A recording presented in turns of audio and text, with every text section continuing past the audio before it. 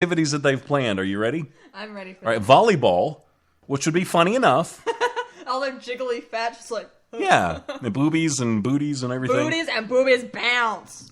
Okay, but this one really got me. And they're going to have sack races. I wonder That's what she said. if that's just for the men.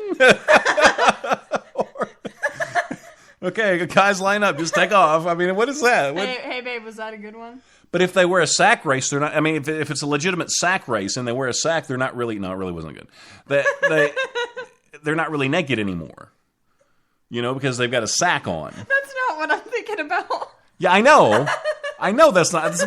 When I read it, that's not what I was thinking about either. I would just be awful at a nude beach. I'd be like, "Hey, baby, want a sack lunch?" Stuff like that I shouldn't say. But it would be in my head, and I would have to say it. I'd get in so much trouble. I will never go to a nude beach, just for a number of reasons. Moving over there. I love it. Makes me laugh. Okay, what's going on? Okay, now they've all moved to the other chat, so they're all like really confusing me now. Okay. Magnolia Emporium says there are quite a few nude beaches in the States. And I'm glad you're feeling better, by the way, and I'm glad you're here. I'm not exactly sure what was wrong, but I don't tend to pry. But I know you've been sick, and it's good to have you back. He says, I used to go to one in South Florida all the time. See, I just couldn't do it. I couldn't do it. Now, Hellraiser's got a good point. If you're not physically, like, immaculate, but as long as you're better than average, you'll look better than everybody else by comparison. Yeah. Yeah, so I don't know. See, I can't even go pee beside somebody. I can't. In a urinal. I can't. I can't poop with people in the room. I mean, I'm afraid they're going to, look at me, look at my stuff. That's weird. Yeah, and I just can't do it. I just can't. I don't blame you. I have to go in the stall. I don't blame you. See, Magnolia's all about it, nude volleyball. Now, JP, strip poker would be boring on a nude beach because they're already naked. That's so true. I mean, what are they going to take out? Their sunscreen? I don't know. They're ball caps. They had those on in the picture. They'll take those off. You just had to go there, Chris. Nude beaches. I'm so happy you're listening to the Chris Top program. Now, I came across something it just touched my heart. And I like to share these things with you guys occasionally because I'm like that. I'm kind of sappy. Yes, you are. I'm really kind of sappy sometimes. I'm but very sappy. Last July, there was a young lady named Sierra. She was 8 months pregnant with her son. And I actually tweeted this picture out a couple hours ago as well, so if you want to check that. She and her husband, Lane, were just totally excited because they were having their first baby. And all new parents, that are having their first child, it's the same story. Now, this is where this story is a little different, though. And this is so sad. Lane actually suddenly died after he suffered from a head injury. And, of course, she was just totally devastated over that. And any wife would be, especially with the child on the way. So 2 weeks later, 2 weeks later, she had the baby. Lane had passed on. And she went recently to get some pictures made, some family pictures, just her and her son. But they actually photoshopped her late husband in the picture. And he's a little transparent, like it's a spirit watching over them. And I thought it was I think it's beautiful. I think it's beautiful too, but it's very sad. It's extremely sad, but I mean, it gives their son something to sort of look at, and it's very symbolic. Mm-hmm. It's very like he's always there watching over. And she's a really attractive lady, and their son's really cute. They look so happy in the picture. They do. They really do. And I'm unsure. I'm unclear about something. I'm not sure if they planned on doing that or if the photographer just did it for them or how it worked out. But it went viral, and it's a really cool picture. So if you get a chance, check that out. You can find that on my Twitter as well. And we're going to talk about WD-40 in a minute. But first, I want to start this. Now, I mentioned this earlier. So many times in life, we get shot down, and it's human nature, I think. All right, I've got a theory. I think people are given more positive reinforcement most of the time. We just don't realize it because the negative stuff is what sticks out in our mind, because I think people are conditioned, especially these days, to support people with things that they want to do. But whenever you hear somebody say something negative, that's what you remember. That's what sticks out in your head. But I've told you this time and time again on the show. You need to go after those dreams. You need to follow those dreams and just do the best that you can. And if you make mistakes, then make mistakes. Just learn from them. Keep going. Mistakes are stepping stones. That's all they are. Now, I found a list of a few inventions that were actually shot down, whether it was in the press or by friends or whatever, like it's never going to work, it's not any good. And I'll give you an example, because I just thought these were just crazy, just interesting. In 1879, Henry Morton, he was a leading scientific mind. And I mean, I don't know exactly what that means. I mean, I don't know what makes you a leading scientific mind in 1879. I have no idea. And he was president of the Stevens Institute of Technology. Ooh, there's a fancy voice now. Yes. So he called, and this is a quote, he called one man's tinkering a conspicuous failure. And now, would you have any idea who he was talking about if you weren't reading this? I'm going to cover up the name really quick. No, I don't know. I don't know. So would you believe he was talking about Thomas Edison, and the invention was the light bulb? Say what? Yeah, I mean, I think we're using a few light bulbs right now. So, I mean, to me, these types of stories are just really, really inspirational. And I've got a few more. I just think this was just really cool. Bicycles. The popularity, they called them the wheel, I think, when they first came out. Oh, okay. Yeah, the popularity of the wheel is doomed.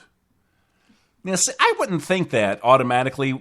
I think if I would have been out there in like the 1890s when bicycles came out, I think I would have seen one and I would have thought, man, those are cool. Yeah, me too. I would want one. I'd be like, I want one. Yeah, I want one now, you know? But I'm sure they're not as fancy. You know, I think they had like metal wheels and stuff, so they were probably kind of awkward, I would guess. But that was shot down. And of course, you know, we know what happened with bicycles. Mm-hmm.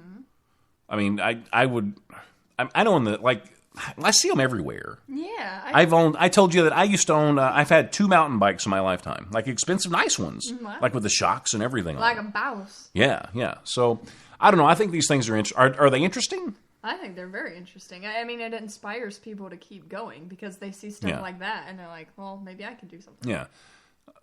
See, Randolph called me pea shy. You are. He says, I noticed that picture today. It was beautifully done. The photography photoshopped him in. So, yeah, I think it's a great picture. We're not talking about the nudist beach anymore. No. You know what they should do for advertising? What? They should Photoshop some really hot people in. Bruh. Yeah.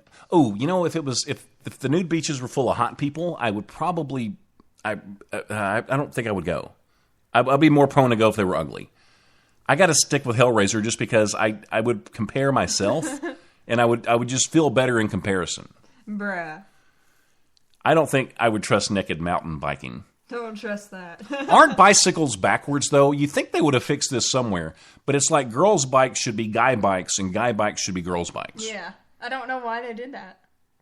I mean, does it make any sense no. that the bar would be so close to your stuff if you're a guy and then you fall off the seat, then you know.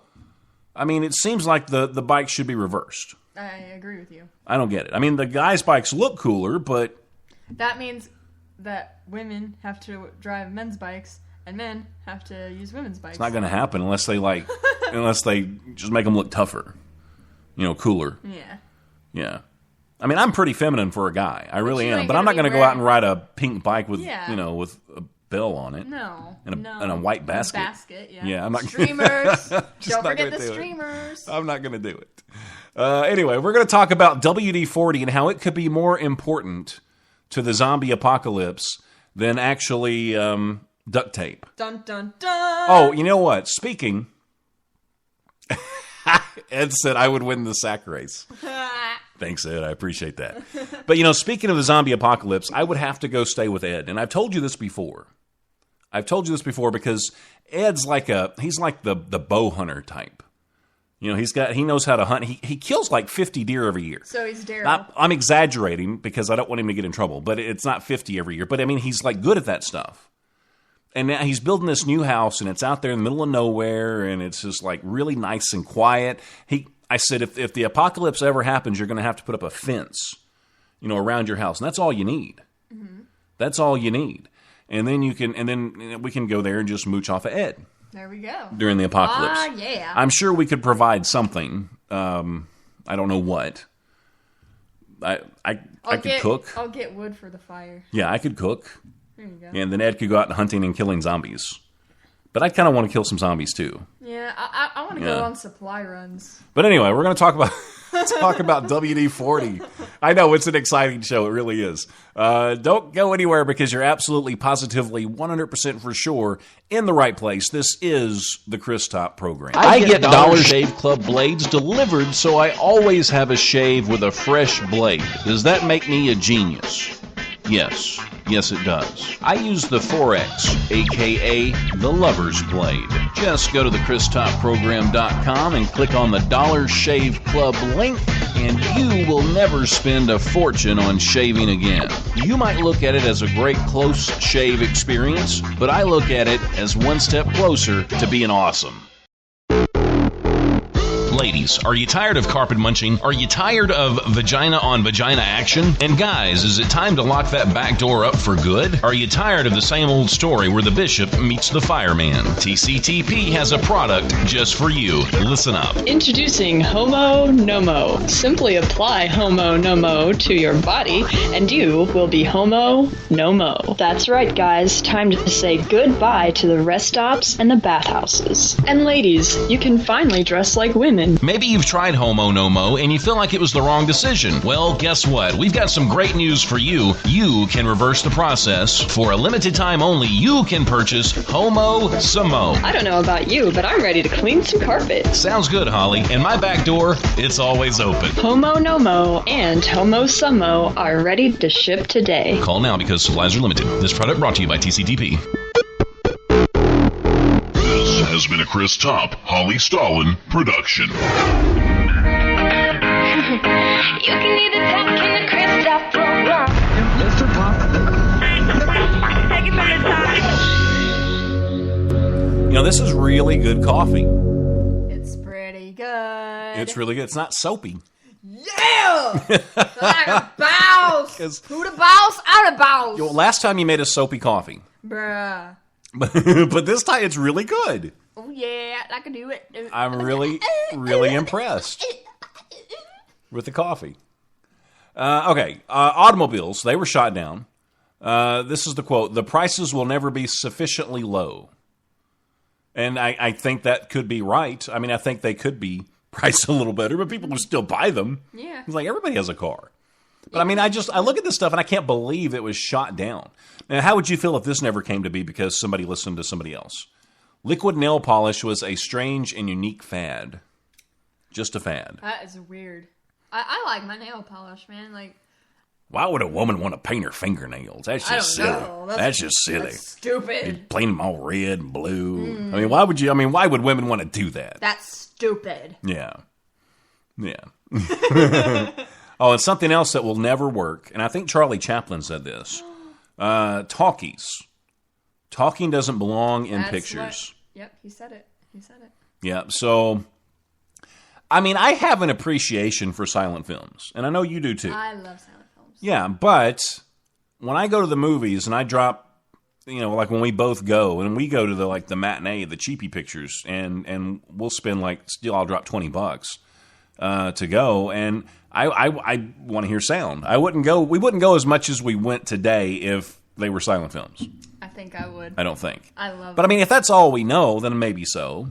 But if we had to choose, I would pick the silent films a lot of the time just because I love them so much.